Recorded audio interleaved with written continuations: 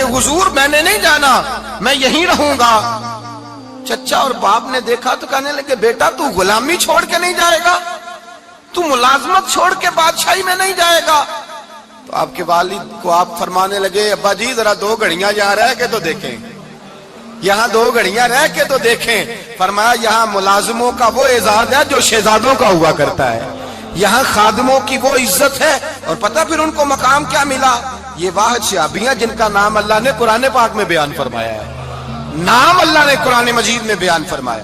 حضور کا اپنے غلاموں کے ساتھ جو تعلق تھا، اپنے ملازموں کے ساتھ جو رشتہ تھا، بڑا آدمی آتا ہے نا، بڑا آدمی تو لوگوں کی سانس سوکھ جاتے ہیں، اٹھ کے ملتے ہیں، بڑا کچھ کرتے ہیں۔ مزدور آتا ہے تو لوگ اوے کہہ کے پکارتے ہیں، ان کو خبر ہی نہیں کہ اس شخص کا اعزاز کتنا ہے۔ حضرت انس بن مالک رضی اللہ تعالیٰ عنہ فرماتے ہیں میں چھوٹا سا تھا، میری اماں مجھے حضور کے گھر چھوڑ گئی، میں نے 10 سال نوکری کی نبی پاک کی۔ کتنے سال؟ بولیے۔ 12ویں دن لوگ کہتے ہیں بس بھائی ختم ہو گیا، اب فرینکنس ہو گئی ہے، اب جو مرضی تیرے ساتھ کریں گے۔ 10 سال نوکری کی میں نے، لیکن جناب انس فرماتے ہیں نبی پاک نے کبھی مجھے اف تک بھی نہیں کہا تھا، اف تک بھی نہیں کہا تھا، اف تک بھی۔ حضور نے بھیجا جاؤ فلاں آدمی کو بلا کر کے لاؤ۔ حضرت انس بن مالک رضی اللہ تعالیٰ عنہ فرماتے ہیں میں بلانے گیا، بچہ تھا چھوٹا سا، رستے میں بچے کھیل رہے تھے تو میں ان کے ساتھ کھیلنے لگا، محو ہو گیا، مجھے پتہ ہی نہ چلا وقت کا۔ حضور نے جب مجھے بھیجا تو فرمایا جلدی جانا اور جلدی آنا، اب مجھے خبر ہی نہیں، بڑی دیر ہو گئی۔ حضور وہاں انتظار کر کر کے خود تشریف لائے، کہتے جب نبی پاک آئے تو میں بچوں کے ساتھ کھیل رہا تھا، حضور نے جب مجھے کھیلتے ہوئے دیکھا، میری اچانک نظر پڑی تو میرے ہوش اڑ گئے۔ حضور نے تو کہا تھا جلدی آنا، اور میں یہاں کھیلنے لگا، یہاں اتنا الجھا کہ مجھے خیال نہیں رہا کس کام آیا ہوں۔ حضرت انس فرماتے ہیں میں ڈرنے لگا، جیسے جیسے حضور قریب آتے میری ٹانگیں کانپتی۔ فرماتے ہیں جب نبی پاک قریب آئے تو قربان جاؤں معصوم آمنہ کے، فرماتے ہیں حضور نے میری گردن پہ تھپکی دی اور حضور نے ہنس کے فرمایا او بھائی لگتا ہے تو کھیل میں گم ہوا ہے تو تجھے یاد ہی نہیں رہا میں نے کس کام بھیجا تھا، تجھے یاد ہی نہیں رہا۔ کہ یا رسول اللہ صلی اللہ علیہ وسلم میں بھول گیا تھا، میں ابھی جاتا ہوں۔ کیا انداز ہے، کیا شفقت ہے، کیا رنگ ہے۔ حضور میں ابھی گیا اور ابھی آیا۔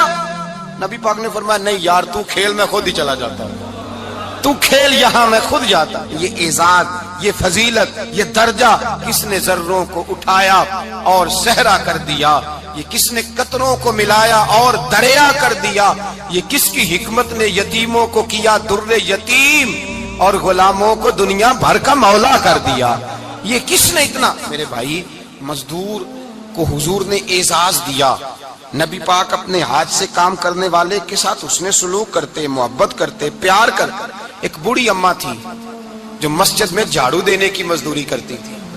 کیا کام کرتی تھی؟ دعا کریں اللہ ہم سب کو مسجد کی صفائی کی توفیق عطا فرمائے۔ بوڑھی اماں تھی، مسجد کی صفائی کرتی تھی، نوکری کرتی تھی، بیمار ہو گئی، بخاری شریف میں موجود ہے۔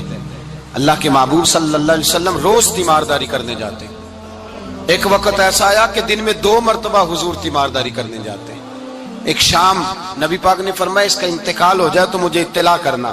صحابہ کہتے ہیں رات کے وقت ان کا انتقال ہوا، ٹھنڈ کا موسم تھا، ہم نے حضور کو تکلیف دینا مناسب نہ سمجھا، ہم نے دفن کر دیا۔ سویرے اللہ کے حبیب نے پوچھا تم نے مجھے اطلاع کیوں نہیں دی؟ حضور سردی بڑی تھی۔ کون جاتا ہے مزدوروں کے جنازوں میں؟ کون جاتا ہے مزدوروں کے جنازے میں؟ یہاں تو اب جنازے بھی سیاسی ہو گئے ہیں، اب تو کوئی بہت بڑا امیر آدمی فوت ہو جائے تو وہاں رش ہوتا ہے، وہاں رش ہوتا ہے، غریبوں کا تو جنازہ بھی کوئی نہیں پڑتا۔ حضرت جناب سیدنا ابو ہریرہ رضی اللہ تعالیٰ عنہ فرماتے ہیں حضور نے فرمایا مجھے اطلاع کیوں نہیں دی؟ تمہیں اس کے اعزاز کا نہیں پتا؟ وہ مزدور تھی مسجد میں جھاڑو دیتی تھی، تم نے خبر ہی نہیں دی؟ حضور وصال ہو گیا، فرمایا چلو مجھے بتاؤ قبر کہاں ہے۔ حضور سارا کچھ جانتے ہیں لیکن یہ ساری تمہید اس لیے بیان کی کہ ایک مزدور کی شان واضح ہو جائے۔ فرمایا بتاؤ قبر کہاں ہے؟ صحابہ کہتے ہیں ہم قبر پہ لے گئے تو میرے نبی نے فرمایا صفے بلاؤ میں دوبارہ جنازہ پڑھاؤں گا۔ میں دوبارہ جنازہ نہیں ہو سکتا، اس وقت ہو سکتا ہے جب وارث نے نہ پڑھاؤ، پھر دوسرا جنازہ جائز ہے۔ وارث نہ پڑھے تو اس سے پہلے 20 جنازے بھی ہو جائیں تو جب وارث پڑھ لے پھر دوسرا جنازہ نہیں ہو سکتا۔ حضور نے دوسرا جنازہ اس لیے پڑھا ہے کہ حضور اپنی ساری امت کے وارث ہیں۔ नबी पाक सारी उम्मत के वारिस हैं। फरमाया पर बनाओ सफे, मैं जनाजा पढ़ाता हूं। मजदूर को एजाज दिया, प्यार किया। हजरत अब्दुर्रहमान इब्ने औफ रदी अल्लाह ताला अन्हु फरमाते हैं एक दिन मेरा दिल किया था कि मैं गरीब हो जाऊं। क्या हो जाऊं?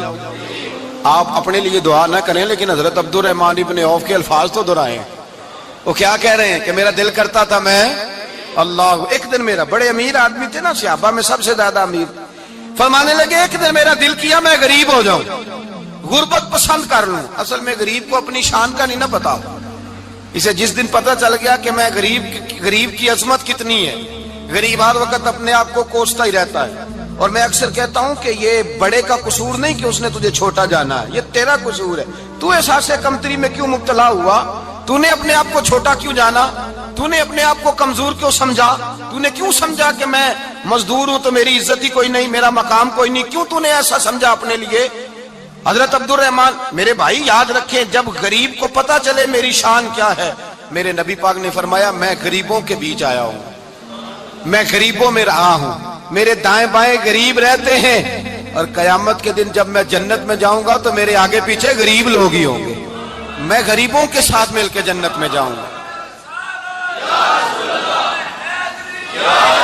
हजरत अब्दुर्रहमान इब्ने औफ कहते हैं एक दिन मेरा भी दिल किया था, ये सबसे अमीर थे सहाबा में, और हुजूर ने फरमाया तू पक्का जन्नती है पर सबसे आखिर में जन्नत में जाएगा, इसलिए कि जितना माल है उतना हिसाब भी तो देना है ना, पक्के। हजरत अब्दुर्रहमान इब्ने औफ कहते एक दिहाड़े दिल किया था कि मैं माड़ा होता, मैं गरीब होता, मैं गरीब होता, ये दिल किया मेरा। कहा किस तरह? फरमाने लगे एक मजदूर से सहाबी थे, हजरत साद अंसारी नाम था, वो हुजूर से मिलने आए। जब उन्होंने हाथ मिलाया ना नबी पाक से, तो हुजूर ने उनका हाथ थाम लिया।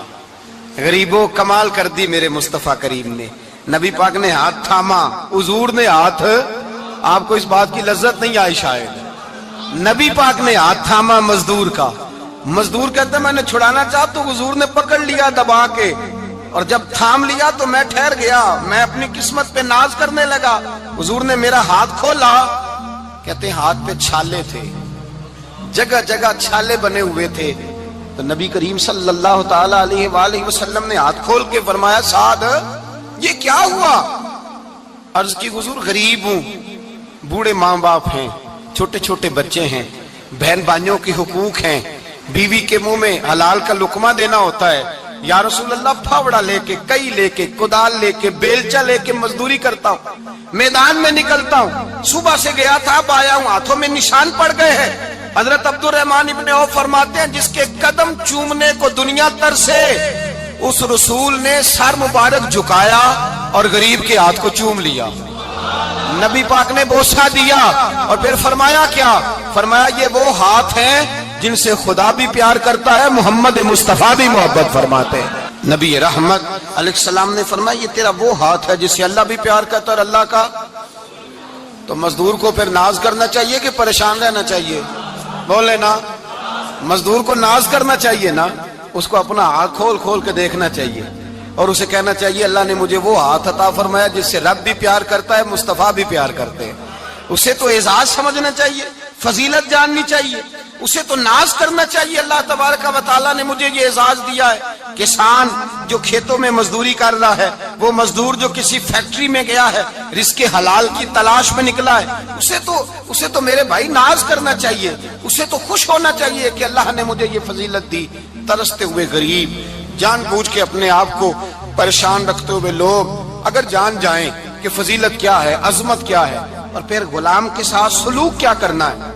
एक यहूदी का बेटा नबी पाक की खिदमत करता था अक्सर, यहूदी का बच्चा, वो बीमार हो गया, रोज आता था, छोटे मोटे काम करता था, बीमार हो गया। हुजूर ने फरमाया चलो तीमारदारी करने चलते हैं। किसकी जी? गुलाम की, नौकर की। यहाँ साहब कहते हैं 5,000 रुपया ले जाओ, वो बड़े एहसान के साथ 5,000 रुपया ले जाओ और दे आना, और उसे कहना सर्दी पूछ रहे थे तेरा क्या हाल है, तो बात खत्म हो गई। हुजूर बनफ्स नफीस गए और गरीब का घर था, वो यहूदी बाहर निकला जिसका बेटा बीमार था। तो कहता जब दरवाजे पे मैंने मुसलमानों के नबी को खड़े देखा तो मेरे पैरों तले जमीन ही निकल गई। मैंने कहा हुजूर मुझ गरीब की कुटिया में कैसे आए? فرمایا تجھے پتا ہے نا تیرا بچہ میری نوکری کرتا تھا یا کبھی بیمار ہو گیا میں تیمارداری کرنے آیا ہوں. وہ یہودی کہتا مجھے خیال یقین ہی نہ آئے کہ میرے گھر میں حضور تو امیر حرم میں غریب بے نوا تو کجا من کجا میرے گھر میں حضور آئے. کہتے کہاں ہے ہمارا پیارا؟ حضور وہ لیٹا ہوا ہے. صحابہ کہتے ہیں نبی پاک سرانے گئے تو اس کا آخری وقت تھا, تھوڑا سا ٹائم تھا. میرے مصطفیٰ نے فرمایا تو میری نوکری کرتا تھا, آج میں تیری تیمارداری کرنے آیا ہوں. غلاموں سنو, جو رسول اللہ کی نوکری کرے آخری وقت آئے تو اللہ کے رسول پہنچ جایا کرتے ہیں, حضور پہنچ جایا کرتے ہیں. نجم کی ہے خدا آرزو ہے یہی, عاشق زار کی آبرو ہے یہی, موت کے وقت سر ان کے قدموں میں ہو, دید ہوتی رہے دم نکلتا رہے. حضور پہنچ جاتے ہیں. نبی پاک تشریف لائے, بیٹھے سرانے. حضور نے جب اپنا برف سے ٹھنڈا اور کستوری سے زیادہ خوشبو والا ہاتھ اس کے بالوں میں پھیرا, آنکھیں کھولی, حضور نے فرمایا چل کلمہ پڑھ جا, چل میرا کلمہ پڑھ جا. ساری دنیا در رسول پہ آ کے کلمہ پڑھے اور حضور اسے کلمہ پڑھانے گھر تشریف لے گئے. یہ ایک مزدور کو, ایک محنت کرنے والے کو اعزاز دیا. گھر گئے, کلمہ پڑھ لے. اس نے اپنے والد کی طرف دیکھا اور والدہ کی طرف دیکھا. ماں باپ یہودی ہیں, رونے لگے, کہنے لگے بیٹا یہ ہم سے زیادہ بڑھ کر تیرے حق میں خیر خواہ ہے, جیسے کہتے ہیں کر لے. اس نے کلمہ پڑھا اور حضور کی گود میں لوٹ پوٹ ہونے لگا. کلمہ پڑھا, روح پرواز کر گئی. شارحین کہتے ہیں جب نبی پاک وہاں سے نکلے تو حضور نے فرمایا اٹھاؤ اس کی میت کو. ماں باپ کہنے لگے کہاں لے جانا ہے؟ فرمایا ہم اپنے طریقے کے مطابق غسل کفن کریں گے, اس لیے کہ جو کلمہ پڑھ جائے پھر وہ میرا ہو جایا کرتا ہے, میرا ہو جایا کرتا ہے. بھائی یاد رکھیں, مزدور کو حضرت ربیعہ بن کعب فرماتے ہیں میں حضور کو وضو کراتا تھا, رات کا وضو میری ذمہ داری تھی, صرف ایک وضو رات کا. ہمارے ہاں تو 25 سال مزدور مزدوری کر کے چلا جاتا ہے, پر وہ مزدور ہی رہتا ہے, وہ مزدور ہے, اس کا کوئی اعزاز نہیں, کوئی اس کے لیے وہ کہتے ہیں اب بابا جی آپ کو کھانسی زیادہ آتی ہے, اپنے بیٹے کو لگا دیں, کسی اور کی ڈیوٹی لگا دیں, اب آپ کام نہیں کر سکتے. 25 سال نوکری کی, ملا کیا؟ حضرت ربیعہ کہتے ہیں میں وضو کراتا تھا رات کا. میرے نبی پاک نے فرمایا شادی کیوں نہیں کرتا؟ تو میں نے کہا یا رسول اللہ نہ میرے پاس حسن ہے, نہ پیسے ہیں, نہ کوئی کاروبار ہے, مجھے کون رشتہ دے گا؟ میرا روپ بھی نہیں تے میرا رنگ بھی نہیں, میں نے یار مناؤن دا ٹانگ بھی نہیں, کون مجھے رشتہ دے گا؟ کہتے ہیں حضور خاموش ہو گئے. دوسرا دن آیا تو میں وضو کرانے پہنچا تو نبی پاک نے فرمایا شادی کیوں نہیں کرتا؟ کہتے ہیں میں نے کہا حضور کون رشتہ دے گا؟ وہی 3 باتیں دہرائیں, نہ پیسے ہیں, نہ حسن ہے, نہ کوئی کاروبار ہے, نہ مکان ہے. فرمایا حضور نے تیسرے دن پھر کہا. جب دوسرا دن ہوا نا تو حضور نے کہا, حضور خاموش ہوئے میرے جواب پر. میں نے کہا یار کتنا بیوقوف ہوں, حضور روز پوچھتے ہیں اور میں جواب ہی نہیں دیتا. کہتے ہیں تیسرے دن میں نے ارادہ کیا آج نبی پاک پوچھیں گے تو میں کہوں گا حضور جیسے دل کرتا ویسے ہی کرا دیں. کہتے ہیں تیسرے دن میں گیا, سارا وضو کرا لیا, پر نبی پاک نے پوچھا ہی نہیں. میں ارادہ کر کے گیا تھا کہ آج پوچھیں گے تو بتا دوں گا, حضور نے پوچھا ہی نہیں. فرماتے ہیں وضو مکمل ہو گیا, میں دروازے تک چلا گیا تو مصطفیٰ نے آواز دی. فرمایا واپس پلٹنا, میں پلٹا تو حضور نے فرمایا تو شادی کیوں نہیں کرتا؟ کہتے ہیں میں کھل کے مسکرایا. میں نے کہا محبوب تیرے کرم پہ قربان جاؤں, کیا انداز محبت ہے, حضور مہربانی کریں کرا دیں. فرمایا فلاں سردار کے پاس جا, ایک وضو کراتے ہیں, اور اعزاز حضور نے کتنا دیا, جا سردار کے پاس اور اسے جا کے کہہ کہ اللہ کے رسول فرماتے اپنی بیٹی کا نکاح تیرے ساتھ کر دے. فرماتے میں گیا, ماں باپ کو بڑی فکر ہوتی ہے بیٹیوں کی. وہ کہنے لگا میں شام کو خود نبی پاک کی بارگاہ میں آؤں گا. کہتے میں باہر نکلنے لگا تو وہ بچی پردے کی اوٹ سے بولی, کہنے لگی غلام ٹھہر جا, ابا جی آپ کو میری فکر ہے, اماں جی میری فکر ہے, میری فکر نہ کریں اور یہ نہ دیکھیں آیا کون ہے, یہ دیکھیں بھیجا کس نے ہے. آپ مجھے حوالے کریں نبی پاک کے, حضور کے حوالے کریں, اللہ رسول مجھے کبھی ضائع نہیں کریں گے. حضرت ربیعہ کہتے ہیں حضور نے میری شادی کا بندوبست کیا. حضرت بریدہ اسلمی سے کہا کہ تو اس کے لیے کھجور کی گٹھلی کے برابر سونا لا. حضرت حارثہ بن نعمان سے کہا تو اس کے لیے ایک کمرے کا حجرے کا بندوبست کر. حضرت عثمان غنی سے کہا تو نے ولیمہ کرانا اس کا. فرمایا میں تو تھوڑی نوکری کرتا تھا, مصطفیٰ نے ساری زندگی کا ہی بندوبست فرما دیا. یہ مزدور کے ساتھ حضور کا انداز ہے. پہلے میں نے شروع میں کہا کہ مزدور اس بات کو سمجھتا ہی نہیں کہ اس کا مقام کتنا، وہ اس بات کو جانتا ہی نہیں اللہ نے اسے اعزاز کتنا دیا ہے۔ ملت کا جوان سب سے پہلے تو کبھی کسی کی جیب کی طرف نہ دیکھے، اور یہ بات یاد رکھ لیں، درجنوں بزرگوں کے ارشادات کی روشنی میں ایک موٹی بات بیان کر رہا ہوں، توجہ ہے میری بات پر؟ جس کی توجہ دوسروں کی جیب پہ ہوتی ہے وہ رسوا ہو جاتا ہے۔ کاہل لوگ جو زندگی میں صرف ہاتھ پھیلانے کے عادی ہوتے ہیں، ان کے دامن میں سوائے رسوائی کے کچھ نہیں آتا، ان کے حصے میں سوائے بدنامی کے کچھ نہیں آتا، اور جو اپنی بازو کی قوت کے زور پر، اقبال کہتے ہیں اپنی دنیا آپ پیدا کر اگر زندوں میں ہے، سر آدم ہے ضمیر کن فکاں ہے زندگی، اپنے لیے خود جینا سیکھیں، ملت کے لیے کچھ کرنا سیکھیں۔ معاشرے کے اندر اس سے ادھار پکڑ کے اس کو دے دیا تو اس سے پکڑ کے اس کو دے دیا، 2 دن اس کے پاس چلے گئے لینے تو 4 دن اس کے پاس چلے گئے، کبھی کو دوست باہر سے آ گیا تو اس کے پیچھے بھاگنے لگے، چاپلوسی کرنے لگے، 2-4 جوڑوں کی خاطر، ایک موبائل کی خاطر، چھوڑیں اس دھندے سے باہر آئیں۔ میں نے کہا ایک پیشہ برا ہے، ایک پیشہ، اور وہ ہے ہاتھ پھیلانا، باقی کوئی پیشہ برا نہیں۔ 18 گھنٹے مزدوری کرو، نکلو باہر، نکلو میدان میں آؤ، جدوجہد کرو، مزدوری کرو جب تیرا ہاتھ مزدوری تک جائے، اور یاد رکھو رزق حلال کھانا ہے اور رزق حلال ہی کھلانا ہے، یہ وقار ہے، رزق حلال مومن کا وقار ہے۔ جو لوگ لقمہ حرام کھاتے ہیں وہ اپنا وجود کھو بیٹھتے ہیں، روحانی طاقتیں کھو بیٹھتے ہیں۔ میرے اعلیٰ حضرت رحمت اللہ علیہ فرماتے ہیں جس کا نماز میں دل نہ لگے، جس کا مسجد جانے کو دل نہ کرے، جس کا عبادت پہ توجہ نہ ہو، جس کا دین کی طرف رغبت نہ ہو، اسے غور کرنا چاہیے کہ اس کا کئی رزق میں لقمہ حرام تو شامل نہیں ہو گیا۔ فرمایا جب لقمہ حرام شامل ہوتا ہے تو اللہ تبارک و تعالی معرفت کا نور چھین لیتا ہے، پھر انسان کی زبان سے تاثیر چلی جاتی ہے، پھر اس سے سجدوں کی جو کیفیت ہوتی ہے وہ روٹ جاتی ہے، درود و سلام کے ذائقے نصیب نہیں ہوتے۔ میرے مصطفیٰ کریم صلی اللہ علیہ وسلم گزر رہے تھے، ایک آدمی دعا مانگ رہا تھا، یا رب یا رب یا رب یا رب کہہ رہا تھا، نبی پاک نے فرمایا یہ قیامت تک بھی دعا مانگے تو اس کی قبول نہیں ہوگی۔ صحابہ نے کہا حضور آپ تو رحمت للعالمین ہیں اور آپ فرما رہے ہیں اس کی دعا قبول نہیں ہوگی۔ نبی پاک نے فرمایا اس لیے قبول نہیں ہوگی کہ جو کپڑے پہنے ہیں وہ بھی حرام پیسوں کے ہیں، اور جو اس نے کھایا ہے وہ بھی حرام پیسوں کا ہے، اور جو پیا ہے وہ بھی حرام پیسوں کا ہے۔ کیسے اس کی التجا اس کی بارگاہ میں قبول ہوگی جب یہ لباس سے لے کر خوراک تک اور خوراک سے لے کر مشروب تک ہر چیز ناجائز پیسے، تو معرفت کا حسن کیسے پیدا ہوگا؟ فجر میں آنکھ کیسے کھلے گی؟ قرآن پاک کی طرف دل کیسے جائے جب تیرے اندر رزق حلال جاتا ہے؟ حضرت بایزید بستامی فرماتے ہیں تو محنت کر کے حلال کی روٹی کھا، وہ تیرے وجود کے اندر جا کے نور بن جائے گی، اور ایسا نور بنے گی کہ وہ روٹی تجھے صبح خود جگا کے بیدار کرا کے اللہ کی بارگاہ میں جھکا دے گی۔ رزق حلال کھائیں، محنت کریں، جدوجہد کریں۔ حاتم طائی بہت بڑا سخی تھا، کسی شخص نے ایک دن حاتم طائی سے پوچھا کہ تو نے کبھی اپنے سے بھی بڑا سخی دیکھا ہے؟ کہنے لگا ہاں میں نے اپنے شہر کا ایک بابا دیکھا تو مجھ سے بھی زیادہ سخی ہے، مجھ سے بھی زیادہ سخی، مجھ سے بھی زیادہ تھا، تجھ سے زیادہ؟ کہنے لگے میں نے سارے شہر کی دعوت پکائی، چھوٹے بڑے امیر غریب سارے آئے، دعوت پکائی سارے شہر کی، سب لوگ آئے، ہر آدمی کو میں نے بلایا، علماء کو، ادیبوں کو، شاعروں کو، تاجروں کو، صنعت کاروں کو، سب کو دعوت دی۔ میں نے سوچا کہ ذرا دیکھوں تو صحیح پلٹ کے کوئی رہ تو نہیں گیا جو آیا نہ ہو۔ چہرے پہ میں نے نقاب ڈالا اور میں باہر نکلا، ایک ضعیف بزرگ لکڑ آ رہا، جنگل میں لکڑیاں کاٹ رہا ہے۔ میں اس کے پاس گیا تو میں نے کہا بابا تجھے نہیں پتا آج حاتم طائی کی دعوت ہے، تو نہیں گیا؟ کہنے لگا بیٹا مجھے خبر آئی تھی، اطلاع ملی تھی پر میں نہیں گیا۔ تو کیوں نہیں گیا؟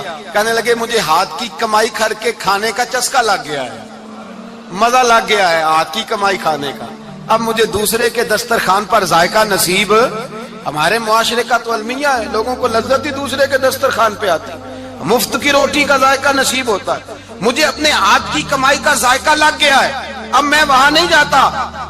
کہتے میں پلٹنے لگا تو بابے نے بلایا، کہنے لگا ادھر آ یار۔ میں گیا تو اس نے 5 آنے نکالے، کہنے لگا حاتم طائی کا جو بندہ لنگر پکانے والا ہوا نا، یہ 5 آنے اسے دے دینا، حاتم طائی کو ضرورت نہیں میرے پیسوں، تو بڑا امیر آدمی ہے، یہ اس کو دے دینا 5 آنے لنگر والے کو، اور اس کو کہنا بڑے بڑے نیک لوگ آئے ہیں دعوت میں، 5 آنے میرے بھی شامل کر لیں، اور میرے ہاتھ کی کمائی چلو میری بھی روٹی کوئی کھا لے گا، کوئی کوئی اچھا آدمی میرے حصے کے میرے دیے ہوئے پیسوں سے لقمہ کھا لے گا تو اجر مل جائے گا۔ حاتم طائی کہتے ہیں میں نے کھینچ کے نقاب اتارا اور بابے کو کہا یار سینے سے لگ جا، میں تو مالدار ہو کے سخی ہوں، تو غریب ہو کے بڑا سخی ہے، تو غریب ہو کے بڑا سخی ہے، تیرے اندر اتنی خودداری عزت نفس۔ میرے بھائی جس کا ہاتھ پھیلا ہوا ہے اس کا سمٹے گا نہیں، جس کا ہاتھ پھیلا ہوا ہے اس کا سمٹے گا نہیں۔ جس آدمی نے، میرے نبی پاک صلی اللہ علیہ وسلم نے فرمایا جس نے اپنی ذات پر سوال کا دروازہ کھول لیا اس نے اپنے اوپر فقر کا دروازہ کھول لیا۔ سوال کا مجھے دے دو، مجھے دو دو۔ کہ اسلام ایک پیشے کو ناپسند کرتا ہے اور وہ ہے مانگنے کا پیشہ، ہاتھ پھیلانے کا پیشہ، سوال کرنے کا پیشہ، اس کو ناپسند کیا ہے۔ باقی تو میرے حبیب پاک سید عالم صلی اللہ علیہ وسلم نے فرمایا اگر تو محنت کر کے روزی کماتا ہے تو پھر تو معمولی آدمی نہیں، پھر تو اللہ کا محبوب بن گیا ہے، پھر تو اللہ کا، پھر تو محبوب الہی ہو گیا ہے، پھر تو اللہ تبارک و تعالیٰ تجھ سے محبت فرماتا ہے۔ اگر تو محنت کرتا ہے، مشقت کرتا ہے، آگے بڑھتا ہے، روزگار کے لیے نکلتا ہے، پھر تو اللہ کا محبوب ہے۔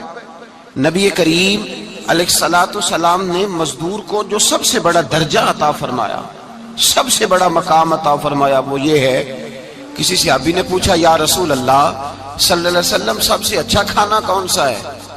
تو حضور نے فرمایا وہ کھانا جو بندہ اپنے دو ہاتھوں سے مزدوری کر کے کھاتا ہے، وہ کھانا سب سے اچھا ہے۔ فرمایا اللہ کے نبی حضرت داؤد علیہ السلام اپنے ہاتھوں سے مزدوری کرتے، اور پھر نبی کریم سید عالم صلی اللہ علیہ وسلم نے جو دین ہمیں عطا فرمایا اس دین کو حضور نے کوئی پنڈتوں اور جوگیوں کا دین نہیں بنایا کہ تم بس غار کے اندر چلے جاؤ اللہ اللہ کرو میری طرف دیکھیے گا، یہ نہیں فرمایا کہ تم بس ٹھیک ہے آ جاؤ مسجد تسبیح پکڑ لو کوئی اور کام نہ کرو، بلکہ حکم دیا ہے کہ کسب معاش کرو، محنت کرو، جد و جہد کرو، ہاتھ ہلاؤ۔ قرآن مجید فرقان حمید نے کہا وَجَعَلْنَا اللَّيْلَ لِبَاسًا، رات تمہاری پردہ پوشی کے لیے بنائی گئی ہے، رات تمہاری پردہ پوشی کے، وَجَعَلْنَا النَّهَارَ مَعَاشًا، اور فرمایا دن تمہارے رزق کمانے کے لیے بنایا گیا، جد و جہد کے لیے۔ حضرت عیسیٰ علیہ السلام کی ایک نوجوان سے ملاقات ہوئی تو فرمایا تو کیا کرتا ہے؟ کہنے لگا میں عبادت کرتا ہوں۔ تو فرمایا کھاتا کہاں سے ہے؟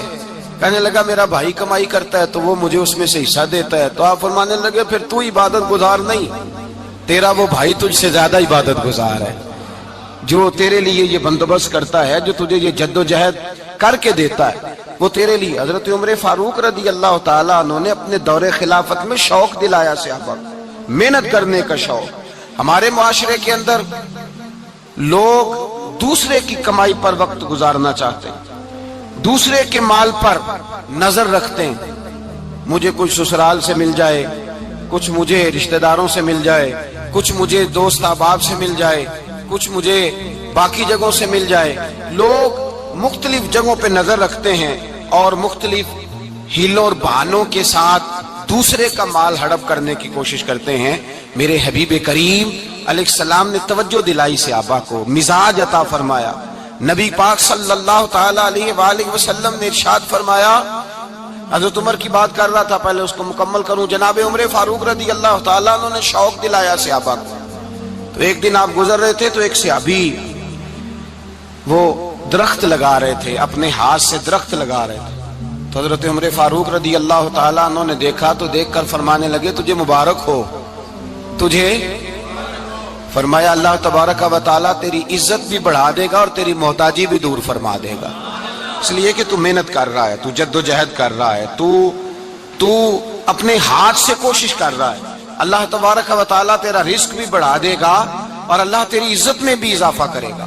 نبی کریم علیہ السلام نے فرمایا عدل کرنے والے بادشاہ کے ساتھ جو آدمی جہاد کے لیے نکلے اس کا دین میں سب سے بڑا درجہ ہے، عدل کرنے والے حکمران کے ساتھ جو جہاد کے لیے نکلے اس کا سب سے بڑا درجہ ہے۔ فرمایا میرا وہ غلام جو صبح سے لے کر شام تک ایک دن رزق حلال کے لیے محنت کرتا ہے، فرمایا ایک پورا سال عدل کرنے والے بادشاہ کے ساتھ جہاد کرنے سے اللہ ایک دیہڑی لگانے والے مزدور کو زیادہ ثواب عطا فرمائے گا۔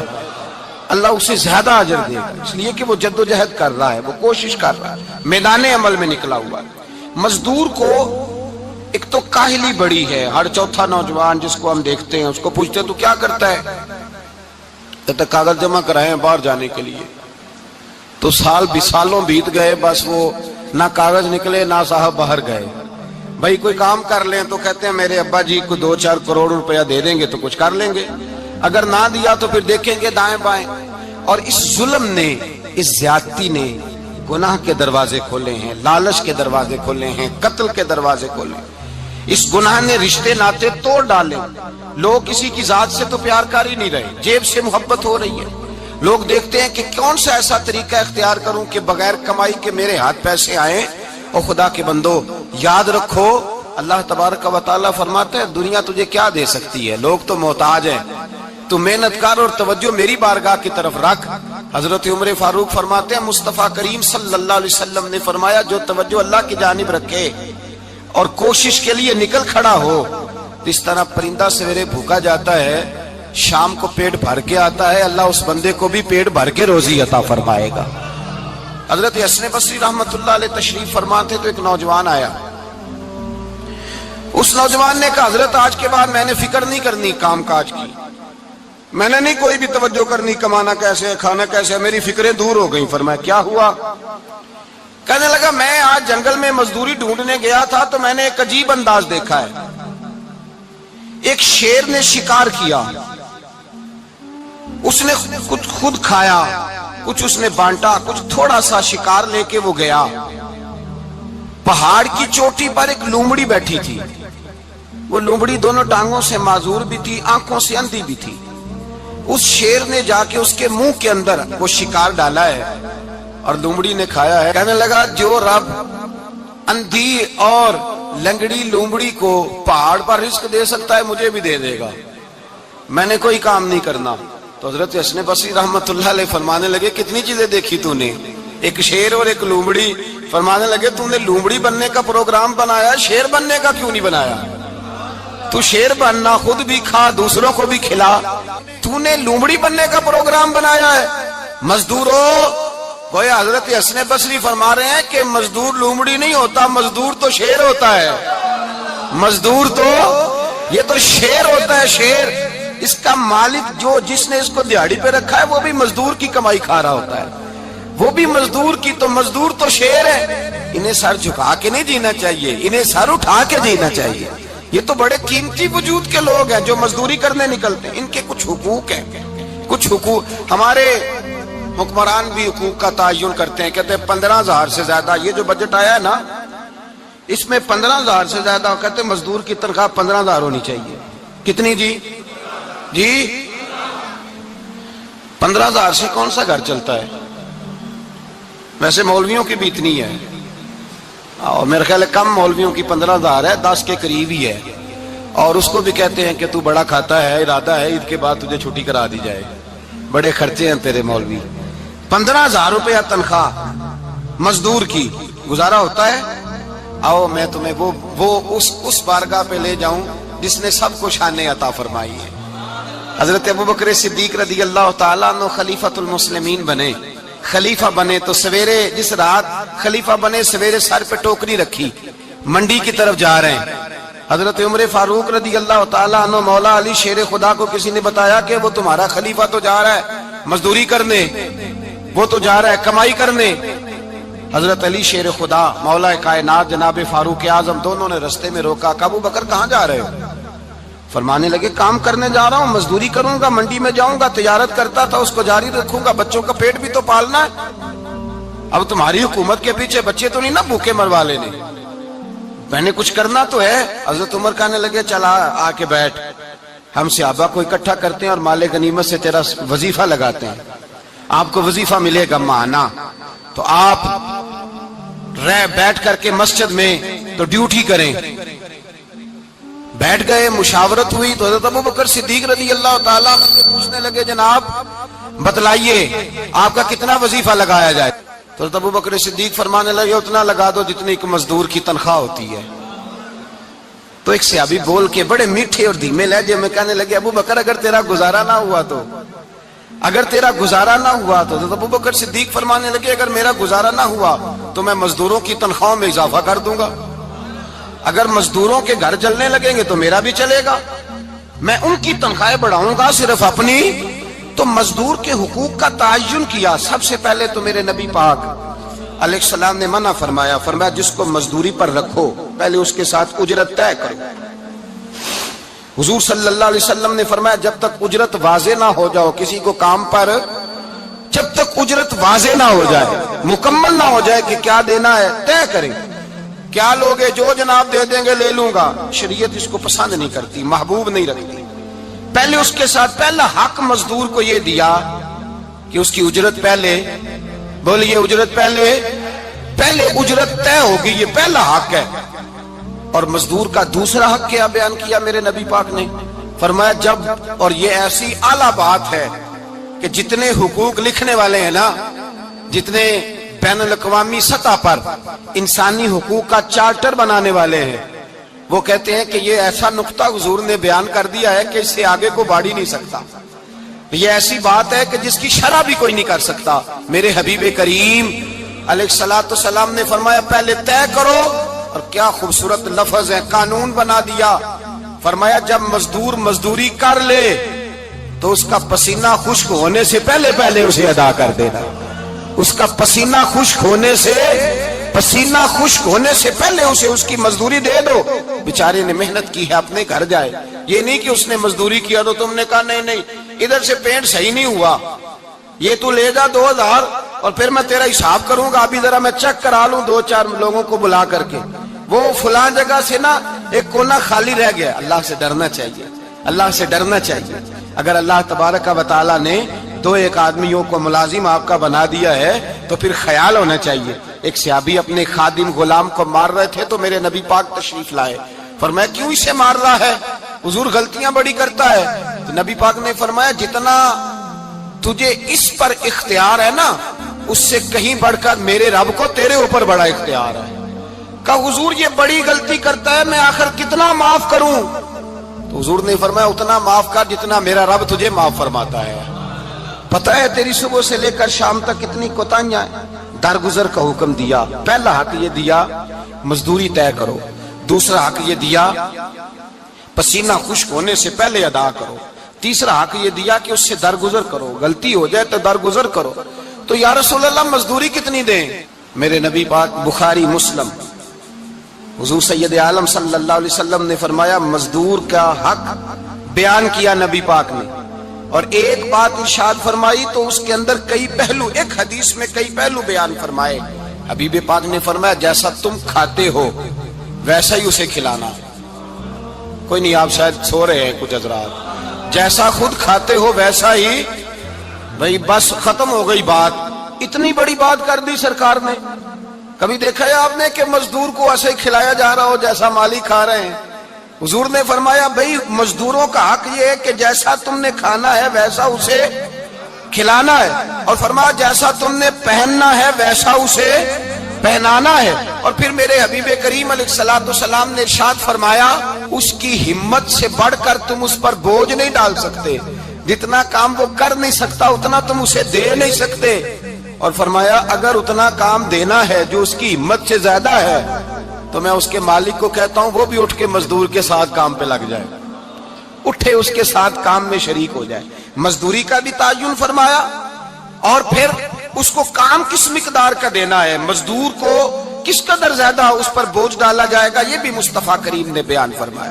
فرمایا جو لا یکلف اللہ نفسا الا وسعها، اللہ بھی تم پر وہ بوجھ نہیں ڈالتا جو تم اٹھا نہیں سکتے، تو کسی مزدور کو تم ایسا کام نہیں بتاؤ گے۔ حضرت عثمان غنی رضی اللہ تعالیٰ عنہ ایک دن حضرت عمر فاروق سے کہنے لگے عمر بس کر دے یار، تیرے بعد بھی تو لوگوں نے خلیفہ بننا ہے، کیسے کوئی تیرے رستے پہ چلے گا؟ تو حضرت عثمان غنی سے جناب عمر کہنے لگے کیا ہو گیا؟ آپ فرمانے لگے کل میں دیکھ رہا تھا کہ لوگ باغ میں مزدوری کر رہے تھے اور آپ امیر المومنین ہو کے ان کا ہاتھ بٹا رہے تھے، ہاتھ بٹا رہے تھے۔ تو حضرت عمر کہنے لگے بوڑھے تھے، بیمار تھے، مزدوری کر رہے تھے تو پسینہ بہہ رہا تھا، کیا ہو گیا اگر تھوڑا سا میں نے ساتھ دے دیا؟ حضرت جناب سیدنا فاروق اعظم یہ لفظ کہتے ہوئے رو پڑے۔ آپ فرمانے لگے میں کسی بادشاہ کا شہزادہ نہیں، میں بھی اسی باپ کا بیٹا ہوں جو اونٹ چرا کے گزارا کیا کرتا تھا.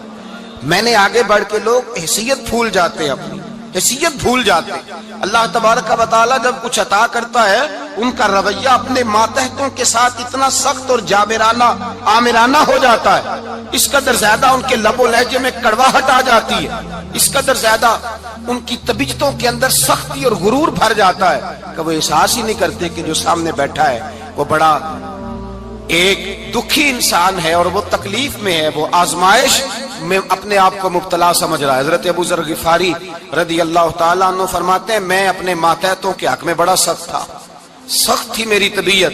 میرے غلاموں کی جرت ہی نہیں تھی کہ وہ میرے سامنے گفتگو کر سکیں اور ٹھہر بھی سکیں. فرماتے ہیں جس دن میں کلمہ پڑھ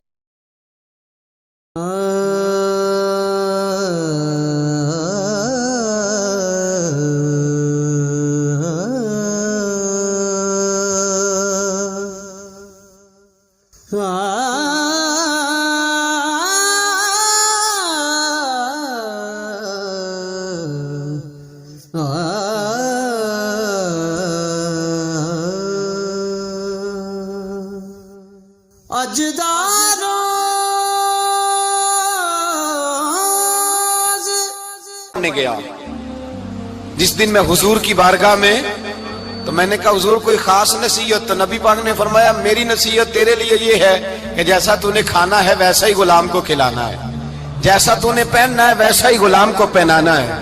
حضرت ابو ذر کہتے ہیں جو میرے اندر کمی تھی وہی میرے نبی نے نصیحت کر دی، جو میرے اندر کوتاہی تھی وہی غیب جاننے والے رسول نے بتلا دی. فرماتے میں گھر گیا، جب میں جاتا تھا تو ملازموں کا سانس خشک ہو جاتا تھا، وہ کانپنے ہانپنے لگتے تھے کہ جانے اب یہ کیا کرے گا.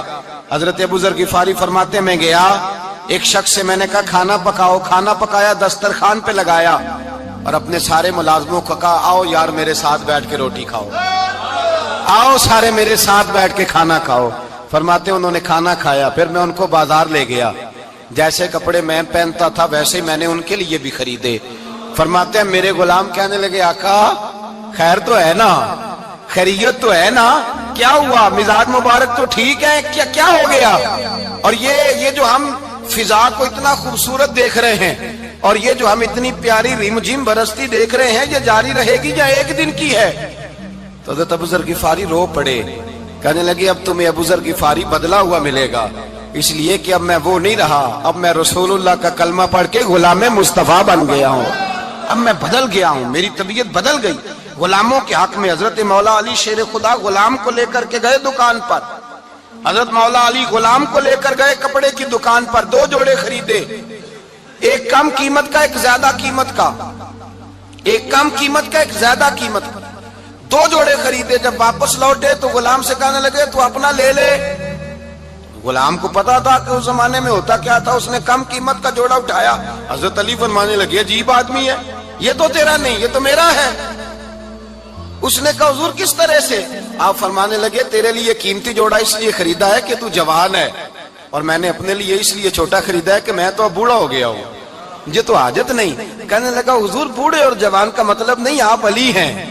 من کنت مولا فہذا علی، علی مولا، علی مولا. آپ چونکہ مولا علی ہیں اور آپ امیر المومنین ہیں، لہذا آپ نے تخت پر بیٹھنا ہے، آپ نے سلطنت کو چلانا ہے، آپ پہنیے. تو حضرت علی فرمانے لگے تو میرا غلام بنا ہے نا، تو نے ابھی میرے نبی کا دیدار نہیں نہ کیا، تو بعد میں آیا ہے نا. اگر تو اس دور میں ہوتا تو جان جاتا کہ یہ عمل میرا ہے، پر اس کے پیچھے جو نصیحت کے پھول ہیں وہ مصطفیٰ کے عطا فرمائے ہوئے.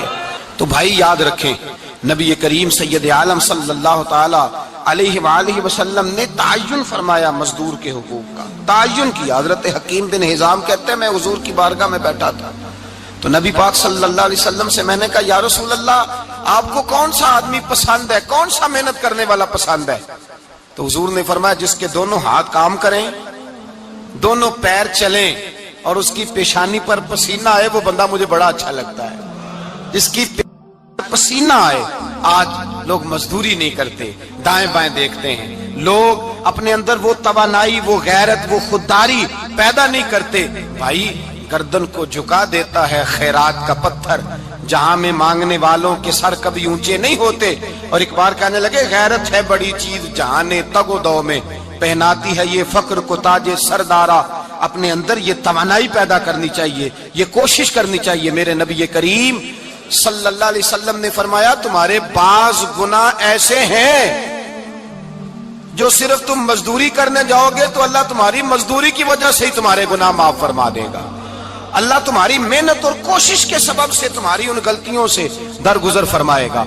हबीब करीम सैयद आलम सल्लल्लाहु अलैहि वसल्लम ने फरमाया मजदूर जब कयामत के दिन आएगा, भाई आलिम तो आया, सूफी तो आया, दरवेश तो आया, सहाबा तो आए, उनका आना तो शफाअत के लिए शुमार किया गया।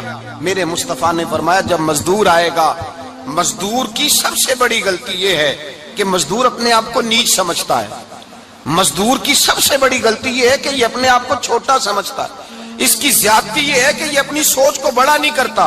ये समझता है नहीं कि भाई मैं तो दो हाथों की मेहनत की कमाई खाता हूं, ये आरज़ुए करम और मैं आपसे करूं, ये भीख उसको दीजिए जिसका खुदा ना हो। मजदूर की ज्यादती यह है कि ये अपने आप को छोटा जानता है। मेरे मुस्तफा ने फरमाया जब मजदूर मेहनत करने वाला कयामत के दिन आएगा तो उसका चेहरा इस तरह चमकेगा जिस तरह 14वीं का चांद चमका करता है। इस कदर उसका चेहरा चमकेगा जब आएगा वो सुबह कयामत। मेरे भाइयों, मजदूर एक अजीम शख्सियत का नाम है। मेहनत करना, अपने दोनों हाथों से मुशक्कत करना, जद्दोजहद करना।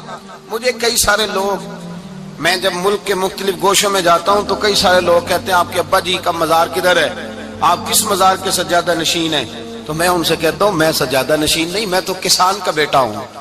और मैं उस शख्स का बेटा हूं जो रात को 2 बजे उठ के भी घर से निकलते थे 2 नफल पढ़ के। तो हम पूछते थे कि अम्मा जी अब्बा जी कहाँ गए, तो कहते थे चंद खेतों को पानी लगाना था और रात को रुखसत हो गए। फख्र की बात है, ये एजाज की बात, ये एजाज की बात है। हमने सारी जिंदगी उनके हाथ पे छाले देखे, लेकिन बात लफ्ज जुबान पर यही देखी कि बेटा इज्जत वाला वही होता है जो अपने हाथों से मेहनत करके रोजी खाया करता है। भाई याद रखें, ये एजाज की बात है। एजाज, मजदूर का बेटा फख्र करे, किसान का बेटा नाज करे। वो जो आदमी सवेरे जाता है वेल्डिंग का प्लांट लेके काम करने, उसका बेटा नाज करे।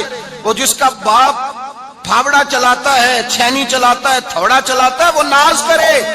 और मजार सिर्फ उन लोगों के नहीं होते जो अल्लाह अल्लाह करते हैं, हु करते हैं, वो तो काबिल इज़ाद है अल्लाह के बंदे, उनके भी मजार होते हैं। मजार वो भी होता है जिसको मेरे मुस्तफा ने फरमाया अल कासिबु हबीबुल्लाह, जो मेहनत करता था, हाथों से जद्दोजहद करता था, वो भी तो अल्लाह का दोस्त है ना, उसका भी तो मजार है ना, उसकी भी तो कब्र पुर अनवार है जो अल्लाह का महबूब होके गया। तो भाई अपना एजाज जाने, समझे इस बात को। मेरे मुस्तफा करीम सल्लल्लाहु अलैहि वसल्लम मजदूर को इज्जत देते, वकार देते, और जो हुजूर के घर में खादम होते उनकी नाज बर्दारी करते। हमारे घर में जो बीबी बर्तन धोती है वो हमारे साथ बैठ के रोटी नहीं खा सकती, उसको ये इजाजत नहीं होती। हमारा जो मजदूर होता है ना, एक साहब कहने लगे ये बच्चा मेरे पास काम करता है, इसके अब्बा जी भी करते थे।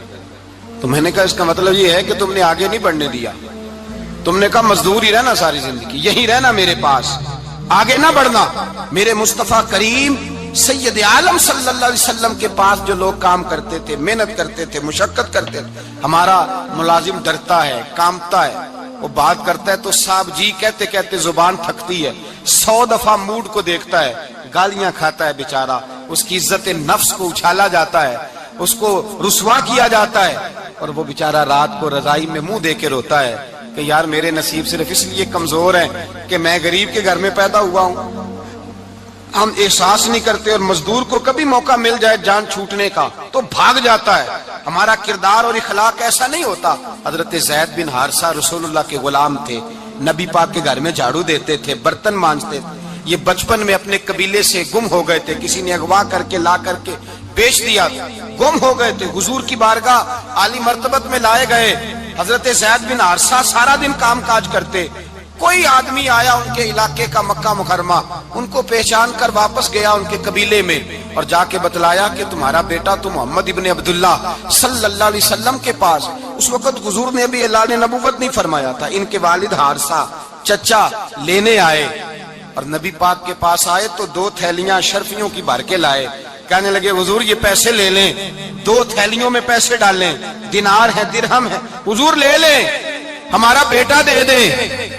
नबी पाक सल्लल्लाहु अलैहि वसल्लम ने फरमाया तुम्हें गलती लग गई है, पैसे पीछे हटाओ, मैं जैद को बुलाता हूं, मैं जैद को, इधर देखिएगा, मैं जैद को, मैं उसे बुलाता हूं, अगर वो जाना चाहे तुम्हारे साथ तो मुझे एतराज नहीं ले जाना।